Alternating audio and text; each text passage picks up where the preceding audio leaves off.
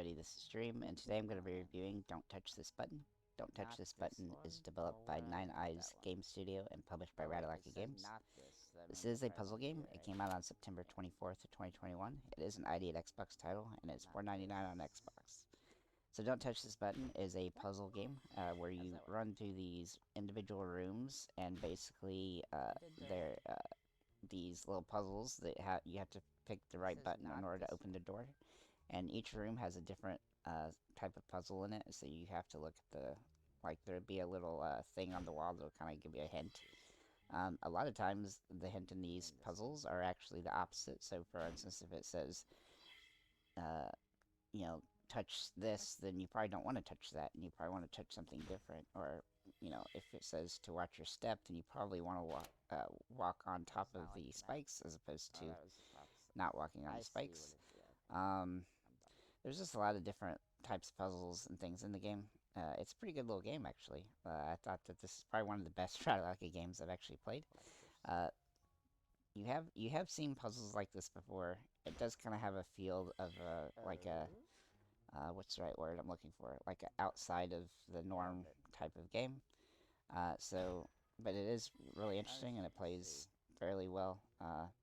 And this is a generally fun little puzzle game. None of the puzzles are very difficult, though. That's probably my only beef with it. Though a couple of them I couldn't quite figure out what the logic was for the puzzle, but after a few minutes I was able to figure it out. And sometimes, you know, you don't even know what kind of mechanic that they're trying to throw at you, and so you kind of have to really look around the rooms and things like that. There are definitely some guides out already, I believe, for this game, so you could also check that out. But I highly recommend just playing the game normally and letting all the levels come to you, because you're just going to have to figure out these little logic puzzles. Overall, I think the game is pretty fun. As I said, I'm going to give this game a 7 out of 10. It's pretty solid. Like I said, the only gripe I really have for the game is that the puzzles are rather easy in most cases.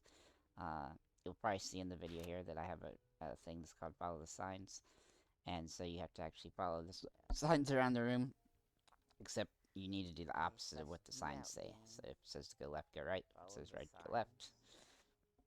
Type thing. So there's just a couple of different ways the puzzles work. That's pretty much all I got for this one. If you do pick it up, let us know in the comments what you think about it, and have a nice day, guys. That's too cheeky.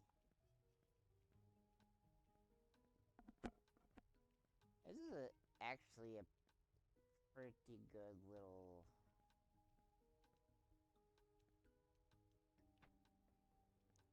Am I supposed to throw it? Oh. It's a pretty good little puzzle game.